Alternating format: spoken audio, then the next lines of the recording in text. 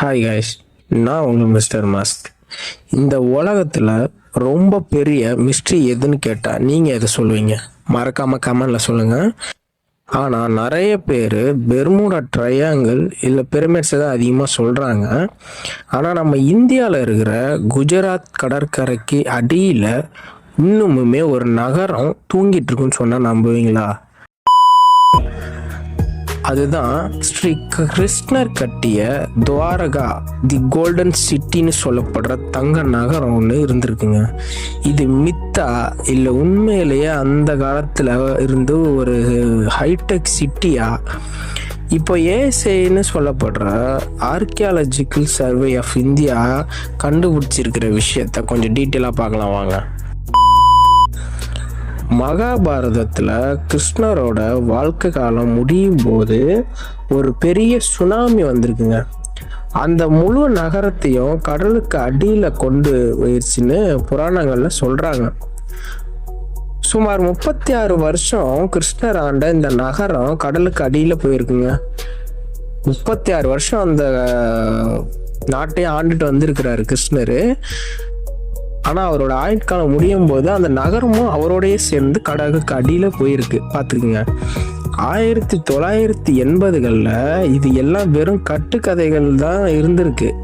ஆனால் doctor SR ராவோன்னு கூப்பிடக்கூடிய அந்த மனுஷன் என்ன பண்ணியிருக்காருன்னு பார்த்தீங்கன்னா, இல்லை இது பொய் இல்லை, இது உண்மை, என்ன என் மனசுக்கு தோணுதுன்னு சொல்லி கடலுக்கு அடியில் ரிசர்ச் பண்ண ஆரம்பிச்சிருக்கிறாரு. அதுக்கப்புறம் இவர் என்ன பண்ணாருன்னு பார்த்தீங்கன்னா, கடலுக்கு அடியில் 40லிருந்து 160 அடி உயரம் கொண்ட கடலுக்குள்ள ஸ்கூபா டைவிங் பண்ணியிருக்கிறாரு. ஸ்கூபா டைவிங் பண்ணி பார்க்கும்போது இவங்க டீமுக்கு ஒரு பெரிய ஷாக் ஆகிருக்காங்க எல்லாருமே. அங்கே அவர் பார்த்தது ஒரு பெரிய பெரிய கோட்டை சுவர்களும் கப்பல் இருக்குல்ல அதோட பெரிய நங்கூரங்களையும் அங்கே அவர் கண்டுபிடிச்சிருக்கிறாரு. அந்த பொருட்களை என்ன பண்ணியிருக்காருன்னா கார்பன் டேட்டிங் பண்ணி பார்த்துருக்கிறாரு. கார்பன் டேட்டிங்னா ஒன்றும் இல்லை, இது பொருட்கள் எவ்வளோ வருஷம் பழமையானதுன்னு ஒரு டெஸ்ட் மாதிரி பண்ணி பார்த்துருக்காங்க. அதில் அவர் கண்டுபிடிச்சது என்னன்னா, இது 5000லிருந்து 9000 வருஷம் பழமையானதுன்னு சொல்கிறாரு.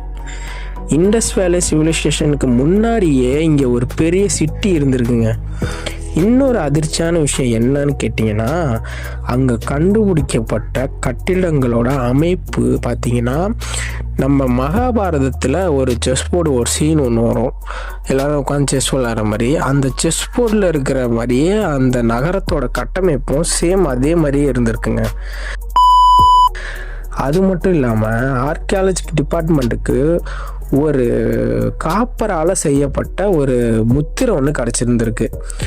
அது எப்படி இருந்திருக்குன்னு பார்த்தீங்கன்னா, 3 தலைகள் கொண்ட ஒரு மிருகத்தோட உருவம் அதில் இருந்திருக்குன்னு ஆர்கியாலஜி டிபார்ட்மெண்ட்டில் சொல்கிறாங்க.